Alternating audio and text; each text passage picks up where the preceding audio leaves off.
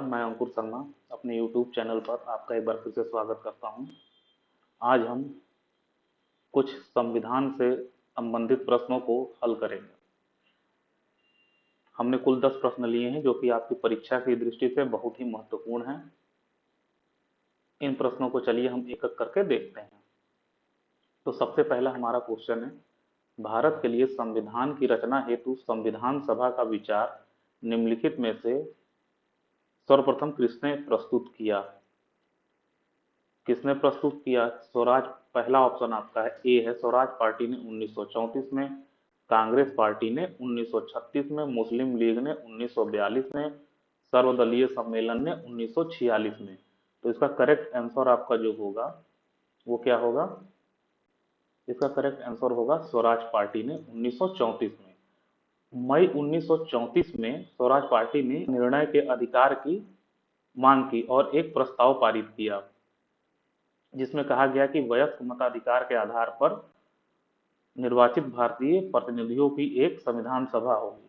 ठीक है, तो इसका उत्तर स्वराज पार्टी ने 1934 में। क्वेश्चन नंबर 2, एक निर्वाचित संविधान सभा द्वारा भारत के संविधान का निर्माण करने का प्रस्ताव किया गया था। इसका उत्तर आप बताइए क्या होगा? एक निर्वाचित संविधान सभा द्वारा भारत के संविधान का निर्माण करने का प्रस्ताव किया गया था। ऑप्शन ए साइमन कमीशन द्वारा, भारत सरकार अधिनियम 1935 द्वारा, क्रिप्स मिशन द्वारा, ब्रिटिश कैबिनेट डेलीगेशन द्वारा। तो इसका सही उत्तर होगा क्रिप्स मिशन द्वारा। ठीक है, एक निर्वाचित संविधान सभा द्वारा भारत के संविधान का निर्माण करने का प्रस्ताव सर्वप्रथम क्रिप्स मिशन के अंतर्गत ही किया गया था। ठीक है, नंबर 3, कैबिनेट मिशन योजना के अंतर्गत संविधान निर्मात्री परिषद में प्रत्येक प्रांत को आवंटित सदस्य संख्या निर्धारित करने के लिए एक प्रतिनिधि कितनी जनसंख्या के अनुपात में था? पहला 8 लाख व्यक्ति, बी 10 लाख व्यक्ति, 12 लाख व्यक्ति, 15 लाख व्यक्ति। तो इसका उत्तर होगा 10 लाख व्यक्ति। चलिए इसके बारे में थोड़ा सा जान लेते हैं।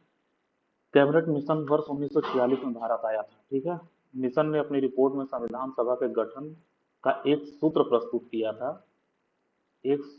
किया था जिसके आधार पर संविधान सभा निर्वाचित होनी थी और प्रांतों का प्रतिनिधित्व करना था। जनसंख्या के आधार पर होना था, प्रांतों का प्रतिनिधित्व जनसंख्या के आधार पर होना था। इसके तहत मोटे तौर पर प्रति 10 लाख व्यक्तियों के ऊपर एक प्रतिनिधि निर्वाचन की व्यवस्था प्रस्तावित थी। चौथा क्वेश्चन है, इन व्यक्तियों में से कौन कैबिनेट मिशन का सदस्य नहीं था? तो विलियम वुड है, बी ऑप्शन आपका Franklin Lawrence, C Stafford Cripps, A B Alexander. तो कैबिनेट मिशन के सदस्य विलियम वुड नहीं थे। ठीक है, बाकी ये आपके तीनों थे कैबिनेट मिशन के, Patrick Lawrence, Stafford Cripps, A B Alexander. अब ये बताइए कैबिनेट मिशन कब आया था? 1946 में।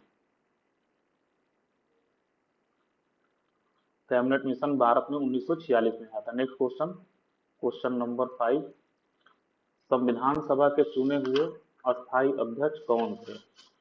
संविधान सभा के चुने हुए अस्थायी अध्यक्ष कौन थे? तो इसका उत्तर आपका A doctor B R Ambedkar, doctor Sachchidanand Sinha, doctor Rajendra Prasad, S Radhakrishnan. तो इसका आपका उत्तर होगा डॉक्टर राजेंद्र प्रसाद। ठीक है, 9 दिसंबर 1946 संविधान सभा की प्रथम बैठक होती है। ठीक है, जिसमें अस्थायी अध्यक्ष डॉक्टर सच्चिदानंद सिन्हा और अस्थायी अध्यक्ष डॉक्टर राजेंद्र प्रसाद को चुना जाता है। छठा क्वेश्चन है, संविधान सभा की प्रथम बैठक की अध्यक्षता किसने की थी? संविधान सभा की प्रथम बैठक की अध्यक्षता डॉक्टर सच्चिदानंद सिन्हा ने की थी। भारतीय संविधान सभा के उद्घाटन अधिवेशन की अध्यक्षता की गई, ये डॉक्टर सच्चिदानंद सिन्हा द्वारा। भारत के संविधान निर्मात्री सभा के अध्यक्ष कौन थे? तो भारत के इसमें आपका doctor Rajendra Prasad, doctor B R Ambedkar, Shri Iyer, Pandit, अभी हमने संविधान निर्मात्री सभा के अध्यक्ष डॉक्टर राजेंद्र प्रसाद थे। संविधान सभा के प्रथम मनोनीत उपसभापति कौन थे? आपके मनोनीत मनोनीत पहला ऑप्शन आपका TT Krishnamachari, B VT Krishnamachari, HC Mukherjee, Frank Anthony. तो इसका ऑप्शन डी होगा, फ्रैंक एंथोनी। संविधान सभा के प्रथम अस्थायी उपसभापति फ्रैंक एंथोनी थे, जिन्हें 9 दिसंबर 1946 को अस्थायी सभापति सच्चिदानंद सिन्हा द्वारा चुना गया था, मनोनीत किया गया था। भारत को एक संविधान देने का प्रस्ताव संविधान सभा द्वारा पारित किया गया था, ये कब हुआ था आपका? पहला ऑप्शन 22 जनवरी 1946, 22 जनवरी 1947, सी आपका है 20 फरवरी 1947, जुलाई 26 1946। तो इसका आपका सही उत्तर होगा बी, 22 जनवरी 1947। इसके विषय में चलिए जान लेते हैं। 22 जनवरी 1947, 22 जनवरी 1947 को संविधान सभा द्वारा भारत को एक संविधान देने का उद्देश्य प्रस्तावित किया गया था। ठीक है, तो आज के लिए फिलहाल इतना ही। बहुत ही महत्वपूर्ण प्रश्नों को हमने सॉल्व किया है, जो कि अक्सर एग्जामों में पूछे जाते हैं।